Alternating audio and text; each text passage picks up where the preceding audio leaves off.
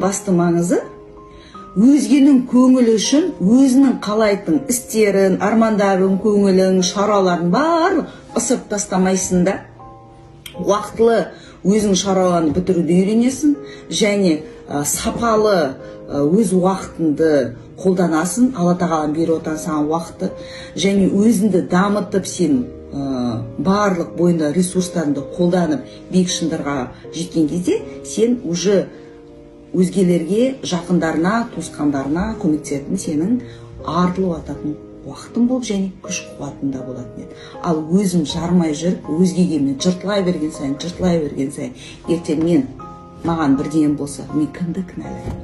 Так что никого не вините, не надо. Мен өмір осымен тоқтап қалмайды, біреуді кінәлағаннан ештеңе өзгермейді. Өкініш және депрессияға, құлазуға түсіп кетпеу үшін